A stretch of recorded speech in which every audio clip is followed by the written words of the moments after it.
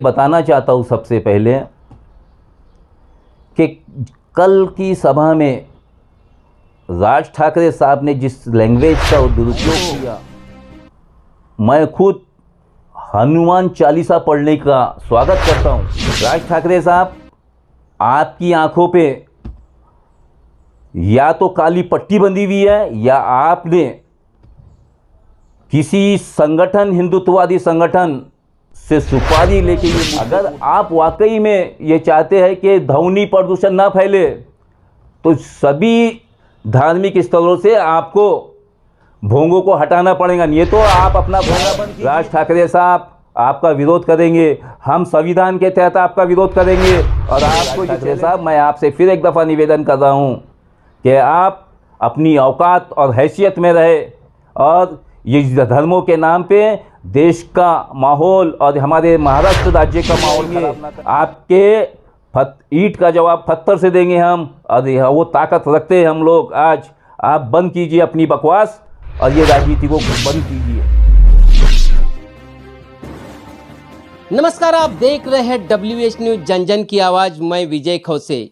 हमारे चैनल को आपने सब्सक्राइब नहीं किया तो तुरंत करें। तो आइए सुनते हैं आज की पत्र परिषद। समाजवादी पार्टी महाराष्ट्र प्रदेश महासचिव, आज मैं सबसे पहले पूरे देशवासियों को ईद की शुभकामनाएं देता हूं और देश में अमन और शांति बने रहे, इसकी मैं कामना करता हूं। आज आप सब पत्रकारों को बुलाने का मेरा मकसद महाराष्ट्र के अंदर में औरंगाबाद शहर में जो मीटिंग हुई राज ठाकरे साहब की, उससे मैं विचलित हुआ, उससे थोड़ा बेचैन हुआ। और वो बेचैनी की वजह से मैंने अपने विचार रखने के लिए, अपनी बातें रखने के लिए आप पत्रकार महोदय सभी भाइयों को मैंने यहाँ आमंत्रित किया।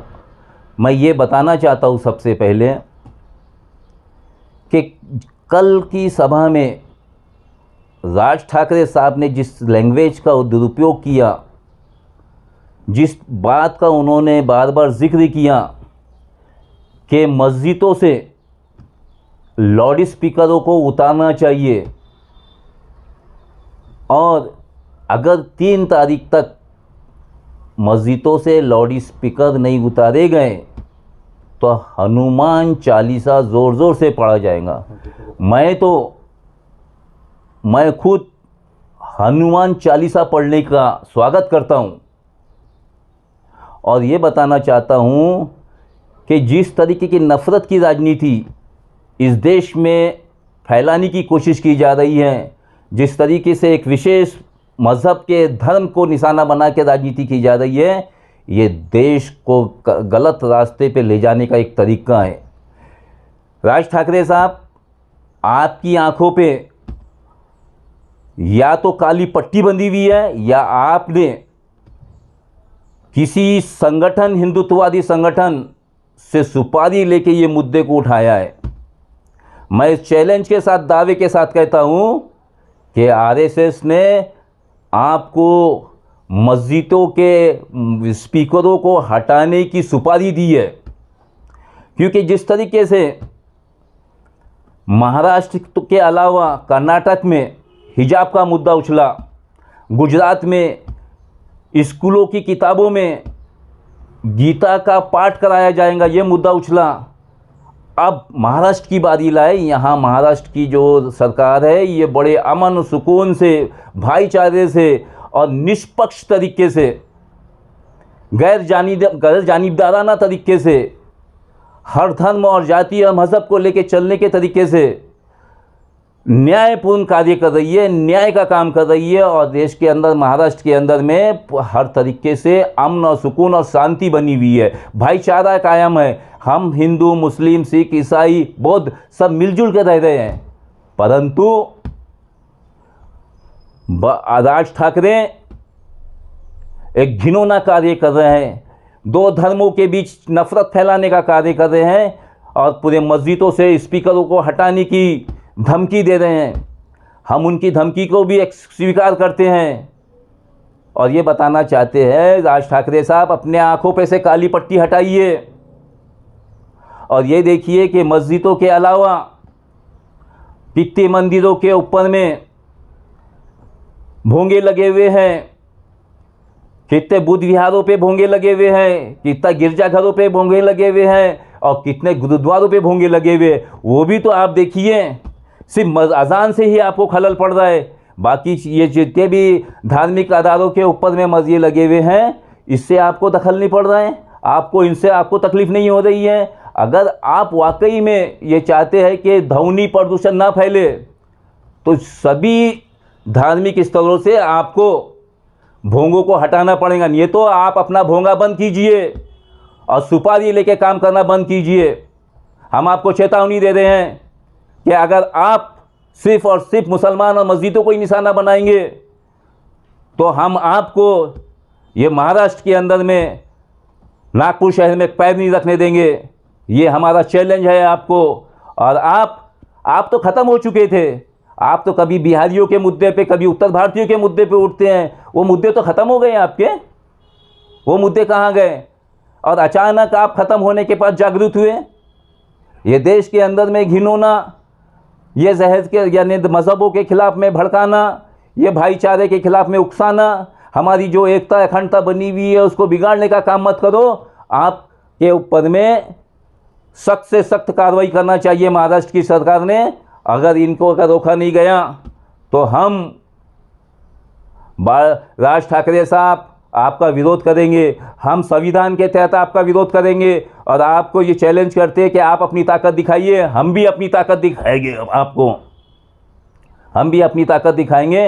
हमारा फिर एक बात कहना है कि महाराष्ट्र का जो अमन सुकून बना हुआ है, जो भाईचारा कायम है, वो उसी तरीके से कायम रहने दो। मत इसको बिगाड़ो, ये माहौल को मत प्रदूषित करो, धर्म के नाम पे प्रदूषित करने का कार्य बंद करो। कब तक इस तरीके की राजनीति करोगे आप? आपका पेट इससे भरता नहीं है क्या?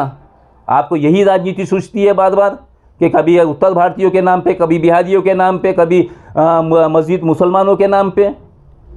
ये राजनीति का तरीका नहीं। इस भारतीय राजनीति को घिनौना मत करो। देश में पहले ही बहुत तकलीफ़ में है, पहले ही हमारा अमन और सुकून ख़राब हो चुका है, भाईचारा मिटता जा रहा है। और जितने भी चालीसा आप पढ़ो, हनुमान चालीसा पढ़ने के लिए आपको किसने मना किया? आप कहीं पे भी पढ़ो। आप साईं बाबा के मंदिर में प्रार्थना होती है, माइक पे स्पीकर पे प्रार्थना होती है, हनुमान मंदिर में स्पीकर में चालीसवा पढ़ा जाता है, बुद्ध विहार के अंदर में प्रार्थना होती है 5:30 बजे। सभी जगह प्रार्थना स्पीकरों पे होती है। और किसी भी धर्म के मामले में आप दखल अंदाजी बंद कर दो। उनकी आज़ादी है, संविधान ने उनको पूरे तरीके से आज़ादी दे रखी है। उनकी आज़ादी को आप बैन लगाने की कोशिश मत करें। राज ठाकरे साहब, मैं आपसे फिर एक दफ़ा निवेदन कर रहा हूँ कि आप अपनी औकात और हैसियत में रहे और ये धर्मों के नाम पे देश का माहौल और हमारे महाराष्ट्र राज्य का माहौल ख़राब ना करे। यही मेरी आपको चेतावनी है, यही मेरी वार्निंग है आपको। अन्यथा हम लोग खामोश नहीं रहेंगे। आपके ईंट का जवाब पत्थर से देंगे हम, और वो ताकत रखते हैं हम लोग। आज आप बंद कीजिए अपनी बकवास और ये राजनीति को बंद कीजिए। इजाज खान जी, देश यानी महाराष्ट्र में, मैं देश की बात नहीं बोलूंगा, मैं महाराष्ट्र की बात करूंगा। महाराष्ट्र में बेरोजगारी बहुत ज्यादा फैली हुई है और इस और किसी का ध्यान नहीं है, किसी नेता का ध्यान नहीं है। क्या लगता है आपको? देखिए, कोरोना महामारी के बाद में जब से देश के अंदर 2014 के अंदर में जब से भाजपा की सरकार सेंट्रल में आई, तो रोज़गारी के मुद्दे को धीरे धीरे ख़त्म कर दिया गया। बेरोज़गारी चरम सीमा पे पहुंच गई। 2012-13 के अंदर में अरविंद केजरीवाल और अन्ना हजारे जी ने महंगाई के मुद्दे पे, बेरोज़गारी के मुद्दे पे, भ्रष्टाचार के मुद्दे पे आंदोलन किए। मैं आज इनसे ये कहना चाहता हूँ कि आज देश का युवक रोज़गार के लिए भटक रहा है। महंगाई आसमान को छू रही है। हमारे यहाँ जो महंगाई का रेशियो है वो आज 10 पॉइंट के अबाव जा चुका है। तो देश के ये नेता लोग खामोश बैठ चुके हैं। राज ठाकरे साहब, मैं आपसे फिर एक दफ़ा से गुजारिश कर रहा हूँ, निवेदन कर रहा हूँ आपसे कि आप ये धर्म के मुद्दे के ऊपर में जात पात के मुद्दों को नज़रअंदाज कीजिए, इनको छोड़िए, इनकी आज़ादी इनको दे दीजिए। अगर वाकई में आप नेता है और अगर आप गरीब ये नेता बनना चाहते हैं तो आप महाराष्ट्र के अंदर में जो बेरोज़गारी है और जो महंगाई है इसके ऊपर में आवाज़ उठाइए। हम आपका साथ देंगे बेरोज़गारी के लिए, हम आपके साथ कंधे से कंधा मिला के लड़ने के लिए तैयार हैं। बेरोज़गारी को ख़त्म करना चाहिए और सरकार को नए नए उपाय देना चाहिए कि हम बेरोज़गारी को कैसा ख़त्म कर सकते हैं, क्या तरीका हमारे पास होना चाहिए। आप सरकार के साथ बैठिए। ज़बरदस्ती में महाराष्ट्र की जो सरकार बहुत शांतिपूर्ण तरीके से इस देश के इस राज्य का माहौल बना के रखी है, भाईचारे का माहौल को जो स्थापित करके रखी है, इसको घुनित करने का काम मत करो। विकास के मुद्दे पे, रोज़गार के मुद्दे पे और महंगाई के मुद्दे पे आप सामने आओ। आज सेंट्रल ने जिस तरीके से पेट्रोल को 120 रुपये कर दिया है और महंगाई दोगुनी बढ़ चुकी है, तो इसके लिए आवाज़ उठाओ। आप जब कोरोना की महामारी चल रही थी तो उस वक्त आप कहाँ कौन से कोने में कोपरे में जाके छुपे हुए थे?